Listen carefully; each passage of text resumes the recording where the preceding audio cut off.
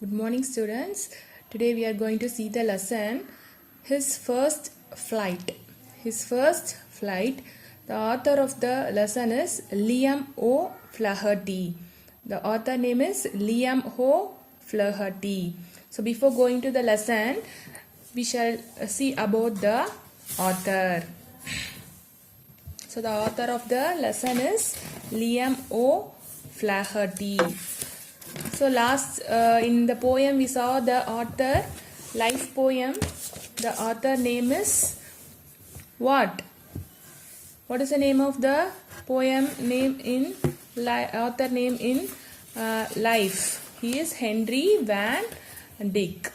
Okay, so today the first lesson, his first flight. The author name is Liam O'Flaherty.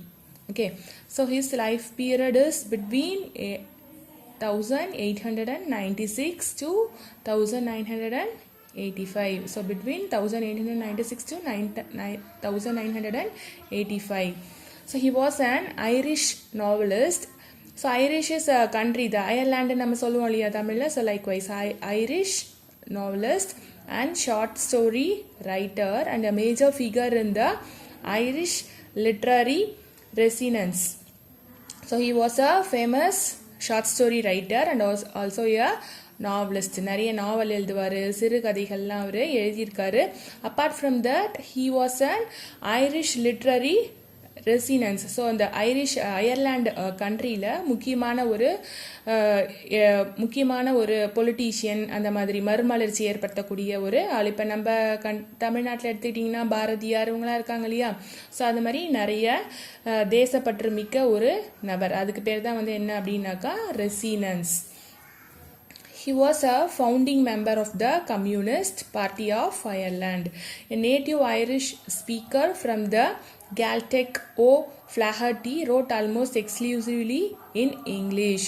So, Gaeltacht அப்படின்னாக்கா, so he was speaking about the religion. So பர்டிகுலராக ஏதாச்சும் ஒரு speech, ஒரு லாங்குவேஜை பற்றி, அதோடைய இப்போ தமிழ் இருக்குன்னா தாய்மொழி பற்றி அவங்க நிறைய எழுதுறது. ஸோ அது மாதிரி அயர்லாண்டில் இருக்கக்கூடிய அந்த லாங்குவேஜில் இருந்து அவர் முக்கியமான நிறைய நாவல்ஸ் எல்லாமே இந்த லாங்குவேஜில் அவர் எழுதியிருப்பார்.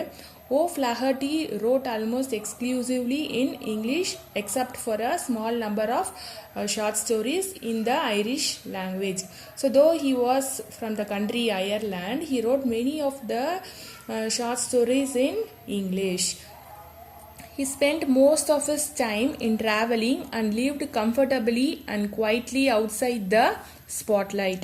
So apart from his writing, he was interested in traveling also. So most of the countries he traveled around and he wrote many short stories and many novels. Now let us start the lesson. His first flight. His first flight. So whenever I teach, so you should take your book and a rough note and pencil. So you have to read line by line. The young seagull was alone on his ledge. So young seagull.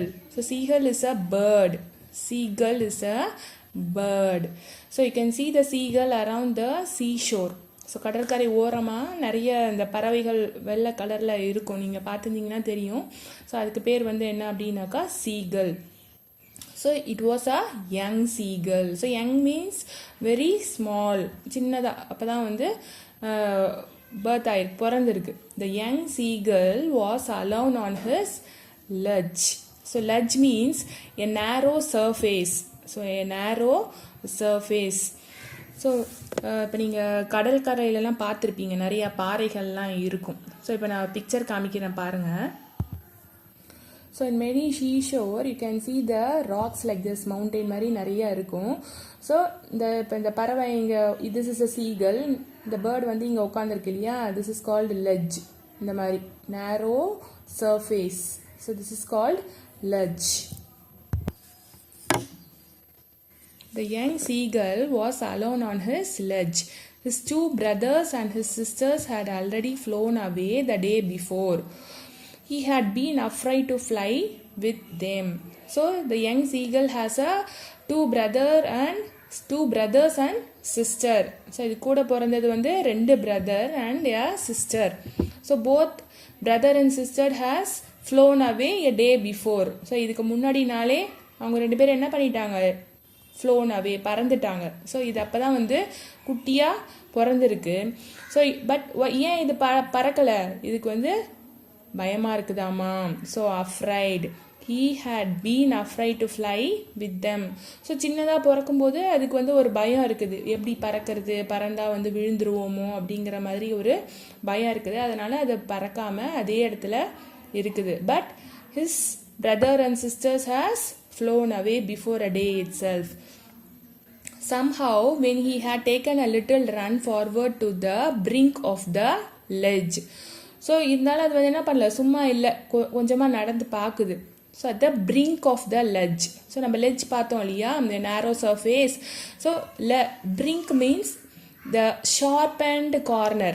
அந்த லெட்ஜில் வந்து ஷார்ப்பாக ஒரு இடம் இருக்கு இல்லையா, அது அந்த விளிம்புன்னு சொல்லுவோம், அந்த இடத்துக்கிட்ட அது நடந்து பார்க்குது. And attempted to flap his wings, he became afraid. So அந்த விளிம்பில் போய் உட்காந்துட்டு அதோட விங்ஸ் என்ன பண்ணுது, ஃப்ளாப் பண்ணுதுன்னா இப்படி அடிச்சுக்கும் இல்லையா bird. So likewise it is doing flapping his wings, but he became afraid. So பயந்துருச்சு அப்படி பண்ணோடனே. The great expanse of sea stretched down beneath, and it was such a long way down, miles down. So இந்த picture பாருங்கள். This is called bring. நான் சொன்னாலே அந்த நேரோ edge மாதிரி ஒரு சர்ஃபேஸ் இருக்கும், அந்த சர்ஃபேஸில் இருக்கக்கூடிய அந்த எட்ஜுக்கு பேர் தான் அந்த விளிம்புன்னு சொல்ல இல்லையா, அந்த இடத்துல அது இருந்துட்டு என்ன பண்ணுது, it is flapping it's wings. So பார்த்தோன்னே அதுக்கு பயம் வந்துடுது, because it is very long, ரொம்ப ஹையாக இருக்குது. ஸோ கீழேருந்து மேலேருந்து கீழே பார்க்கவும் அதுக்கு ரொம்ப பயமாக இருக்குது. ஸோ இட் கேம் டுவர்ட்ஸ், பக்கத்து அங்கேருந்து தூரமாக போயிடுது. He felt certain that his wings would never support him. So he bent his head and ran away back to the little hole under the ledge where he slept at night. So அங்கேருந்து பார்த்துட்டு அதுக்கு பயமாக வந்தோடனே திரும்பி என்ன பண்ணிடுது, it go to its place. ஒரு சின்ன ஹோல் மாதிரி இருக்கா, அங்கே போய் நின்றுட்டு பார்க்குது. Even when each of his brothers and his little sister, whose wings were far shorter than his own, ran to the brink, flapped their wings and flew away. So even his brothers and sister, so his sister is very little than him. So அதை விட குட்டியாக இருக்கக்கூடிய சிஸ்டர்லாம் என்ன பண்ணுது, it has flown away from that place. So ஆனால் இதுக்கு வந்து என்ன ஆகுது, பயமாக இருக்குது, இதால் வந்து போகிற பயம் இருக்குது. So he did not go from that place. அங்கேருந்து என்ன பண்ணுது, எட்டி பார்த்துட்டு அப்படியே நின்றுட்டே இருக்குது. He failed to muster up courage to take that plunge which appeared to him so desperate. So mustered up means என்னது, gathered. ஸோ எல்லாத்தையும் தைரியத்தை வச்சுட்டு அதால் என்ன பண்ண முடியல, பறக்க முடியல. ஸோ டு டேக் தட் பிளஞ்ச்னானது வீழ்ச்சி. ஸோ நிறைய தடவை முயற்சி செய்யலான்னு பார்க்குது, அதுக்கு பயமாக இருக்கவும் அது என்ன பண்ணுது, அந்த இடத்துக்கு அது போகவே முடியல, அந்த இடத்த விட்டு. plunge which appeared to him so desperate.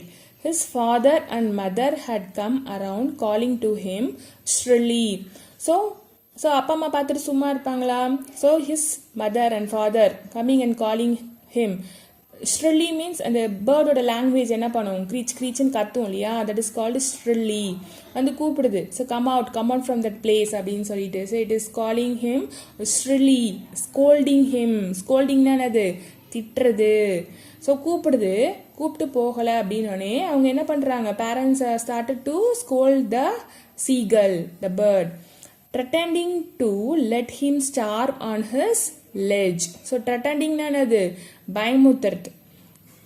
இப்படி போகக்கூடாது, அப்படி போகக்கூடாதுன்னு சின்ன குழந்தைங்கள நாங்கள் பயமுறுத்துவோம் இல்லையா. ஸோ அதே மாதிரி அந்த பேரண்ட்ஸ் என்ன பண்ணுவாங்க, அந்த சீகல் கிட்ட வந்து இங்கே இருக்காத, வந்துரு, பறந்து போயிடலாம், ஓரத்தில் நிற்காத அப்படின்னு சொல்லி அதை ஏதோ ஒரு என்கரேஜ் பண்ணி அந்த இடத்த விட்டு போக வைக்கணும்னு சொல்லி they are calling the seagull, but the seagull did not go away. அது அங்கேயே தான் உட்காந்துருக்குது. So unless he flew away, but for life of him he could not move. So parents are convincing the bird very heavily, but the bird does not fly from that place. அதுக்கு வந்து அந்த உயிர் மேலே நான் எங்கே நம்ம பறந்தா கீழே விழுந்துருவோமோ செத்துருவோமோ அப்படிங்கிற ஒரு பயத்தால் இது என்ன பண்ணல, அந்த இடத்த விட்டு அது போகவே இல்லை.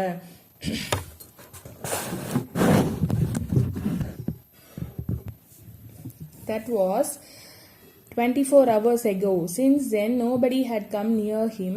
The day before, all day long, he had watched his parents flying about with his brother and sisters. So, one day before, his parents and his brothers sisters were flying in the sky. So, அது என்ன பண்ணுது, அந்த seagull உட்காந்து அவங்க பறக்கிறதையும் அந்த seagull பார்த்துட்டு தான் இருக்கு. But it cannot fly. So ஏன் பறக்க முடியல, அதால் அதுக்கு பயம் இருக்குது, அதனால் அது பறக்கலை. He had in fact seen his older brother catch his first herring and devour it standing on a rock while his parents circled around raising a proud cackle. So hearing means ஒரு அதுக்கு தேவையான இறை. So அது பார்த்துட்டு இருக்குது the older brother, அதுக்கு பெரியவங்க. அது என்ன பண்ணுது, ஹியரிங் அதுக்கு தேவையான ஒரு ட்ரைடு ஃபிஷ், இந்த ஷீஷோர்லாம் நிறைய காஞ்சி போன மீன் எல்லாமே இருக்கும் இல்லையா, ஸோ அதை எடுத்துகிட்டு பறக்கிறத வந்து இது பார்த்துட்ருக்குது. While his parents circled around raising a proud cackle. So கேகல்னா சிரிக்கிறது, சந்தோஷத்தில் குழந்தைங்களாம் கென்னு சிரிப்பாங்க இல்லையா, ஸோ அதே மாதிரி இந்த இது அவங்க பேரண்ட்ஸ் வந்து என்ன பண்ணுறாங்க, அந்த பேர்டு போய் அந்த இறைய எடுத்த உடனே அவங்களுக்கு ஒரே சந்தோஷமாக இருக்குது, அதனால் ஒரு மாதிரி உற்சாகமாக சிரிக்கிறாங்க, cackle. And all the morning the whole family had walked about on the big plateau midway down the opposite cliff, laughing at his quadies. So all the morning, so இந்த பேர்டு மட்டும் அந்த இடத்த விட்டு போகவே இல்லை, அதோட பிரதர் சிஸ்டர் எல்லாம் போயிடுச்சு வித் த பேரண்ட்ஸ். போயிட்டு அந்த பேரண்ட்ஸ் கூட அது எப்படி விளையாடுது போகுது அப்படிங்கிறத இது பார்த்துட்டே இருக்கு. So the whole family was walking around the seashore and moving towards the opposite Cliff. பக்கத்தில் இருக்கக்கூடிய மவுண்டெயின் மலையெல்லாம் இருக்கு இல்லையா, அந்த இடத்துல போய் அவங்க ஜாலியாக விளையாடுறத அது பார்த்துட்டே இருக்குது. The sun was now ascending the sky. So sun வந்து என்ன ஆகுது, கொஞ்சம் கொஞ்சமாக அப்படியே ரைஸ் ஆகி போயிட்டே இருக்கு. Blazing warmly on his ledge that faced the south. He felt that the heat because he had not eaten since the previous nightfall. So இந்த சன் வந்து கொஞ்சம் கொஞ்சமாக இட் வாஸ் அசெண்டிங்னா அது கொஞ்சம் கொஞ்சமாக ரைஸ் ஆகி போயிட்டே இருக்குது. ஸோ அந்த வார்ம் ஃபீலிங் அதுக்கு வந்து கிடைக்கிது. இட் பிகம்ஸ் அ ஹீட்னா இங்கே என்ன மென்ஷன் பண்ணுறாங்கன்னா, அதுக்கு வந்து பசி எடுக்க ஆரம்பிக்குது. It was feeling appetite because previous night ஃபுல்லாக அது என்ன பண்ணலை, சாப்பிடவே இல்லையாமா. So it has to come from that place, அது அந்த இடத்த விட்டு வர வைக்கணும் அப்படிங்கிறதுனால both the parents and brothers sisters யாருமே அதுக்கிட்ட வரவே இல்லை, வந்து அதுக்கு சாப்பாடு எதுவுமே தரவே இல்லை. ஸோ அப்போ பசிக்கிறதுக்காகவாது அது அந்த இடத்த விட்டு வரும் அப்படின்னு சொல்லிட்டு அவங்க என்ன பண்ணுறாங்க, they didn't come to that seagull itself. They are far away from the seagull. Then he found a dried piece of mackerels. Mackerels அப்படின்னாக்கா சீ ஃபுட். ஸோ சீஷோரில் நம்மளுக்கு என்ன கிடைக்கும், ஏதாச்சும் சீ ஃபுட்டு தான் கிடைக்கும். காஞ்சி போன நத்தை, ஸ்னெயிலு, சின்ன சின்ன ஃபிஷ்ஷு, அந்த மாதிரி ஏதோ ஒரு சீ ஃபுட் வந்து அதுக்கு அங்கே இருக்குது. So dried mackerel's tail at the far end of his ledge. Now there was not a single scrap of food left. So முன்னே வந்து காஞ்சி போன ஃபிஷ் ஏதோ சீ ஃபுட் அங்கே இருந்துச்சாமா. But now it cannot see a single scrap of, ஒரு சின்ன துண்டு கூட அதுக்கு ஃபுட்டு அங்கே கிடைக்கலையாமா அது பசியை போக்கிக்கிறதுக்கு. He had searched every inch, rooting among the rough dirt-caked straw nest where he and his brother and sister has been hatched. So it was running here and then. போய் பார்க்குது ஏதாச்சும் நம்மளுக்கு சின்ன ஃபுட்டு ஏதாச்சும் கிடைக்குமா, அது அந்த சின்ன கூட்டிலேருந்து வளர்ந்துருக்கும் இல்லையா, அந்த இடத்துக்கிட்ட கூட அவங்க அம்மா அப்பா ஏதாச்சும் ஃபுட்டு வச்சுருப்பாங்களா அப்படின்னு பார்க்குது. But he did not find any food. He even gagged the dried piece of eggshell. So gaggedனா சின்ன ஒரு கடிக்கிறது, சின்னதாக கடிக்கிறது அந்த மாதிரி இருக்குதா, சின்ன ஒரு பீஸ் ஏதாச்சும் அங்கே கிடக்குதா அப்படின்னு சாப்பிட்டு மிச்சம் போட்டிருக்கோம் இல்லையா, அந்த மாதிரி ஒரு சின்ன பீஸ் ஏதாச்சும் இருக்குதா அப்படின்னு பார்க்குது. But it cannot see anything. It was like eating a part of himself. So அதுக்கு ரொம்ப பசி எடுக்க ஆரம்பிக்குது. அதையே நம்மளா சொல்லுவோம் இல்லையா, பசியில் வந்து சிறுகுடல் வந்து பெருகுடலை சாப்பிடுது, அந்த மாதிரிலாம் சொல்லுவோம் இல்லையா, அந்த மாதிரியான பசி வந்து அதுக்கு ஸ்டார்ட் ஆகிடுச்சு. So it has to do something, ஏதாச்சும் அது ஒன்று பண்ணணும். He then trotted back and forth from one end of the ledge to the other. His long grey legs stepped diligently, trying to find some means of reaching his parents. So at last என்ன பண்ணுது, it came to that same place.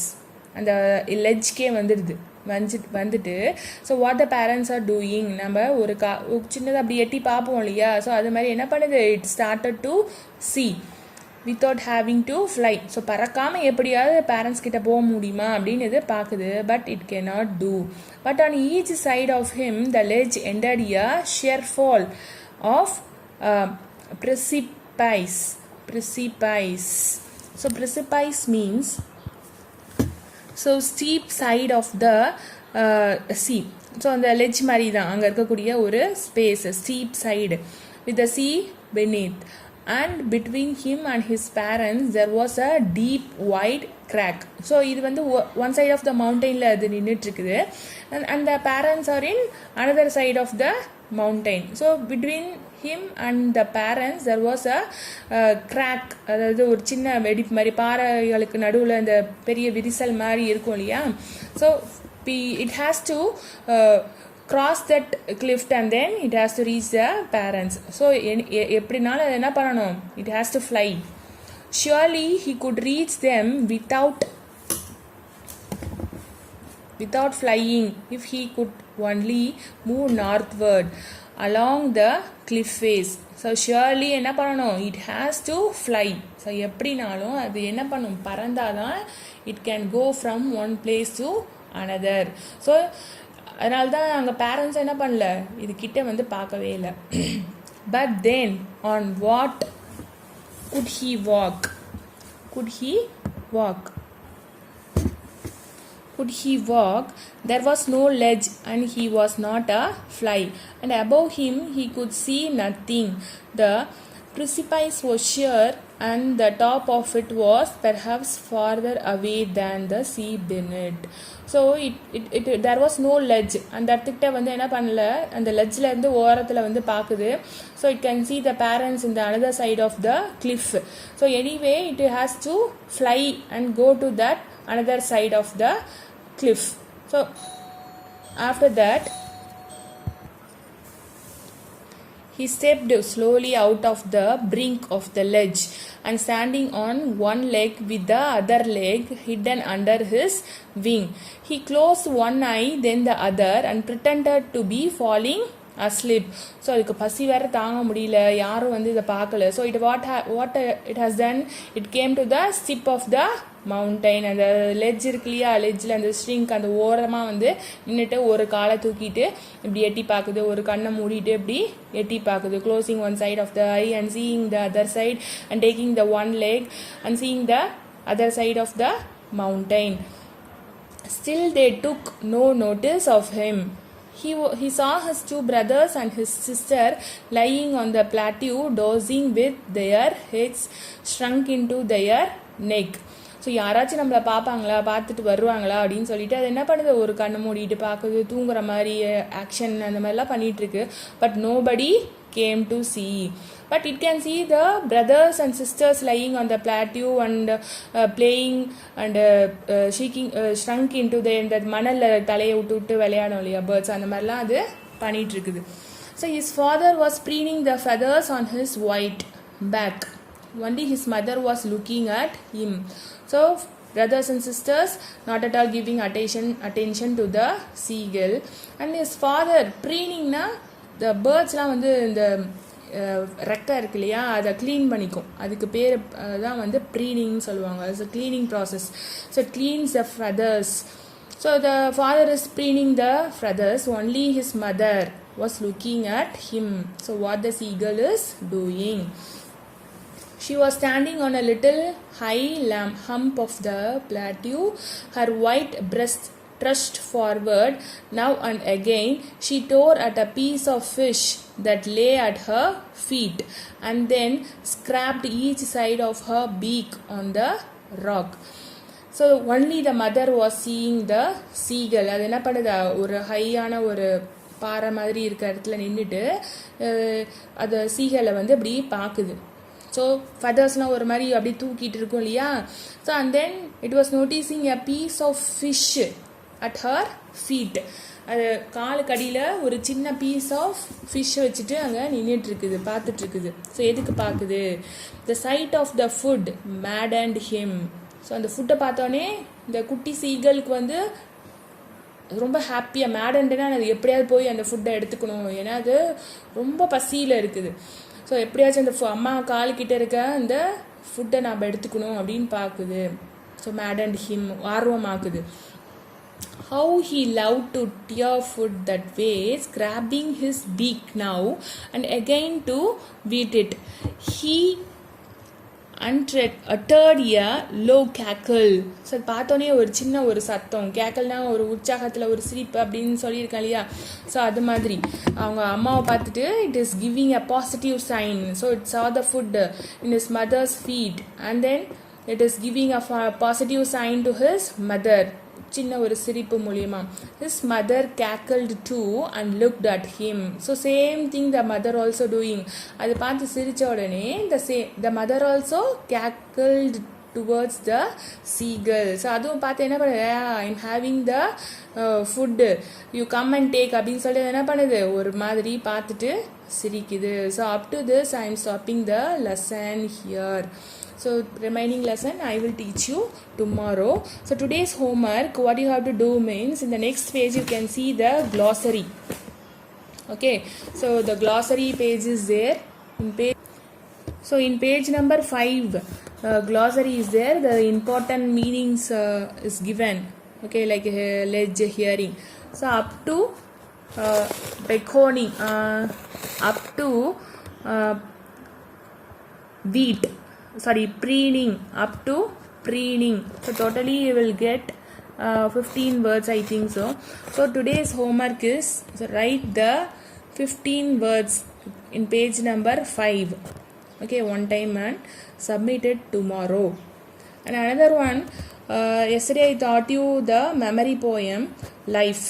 So that 14 lines, first 14 lines you are having a test on Friday. Thank you.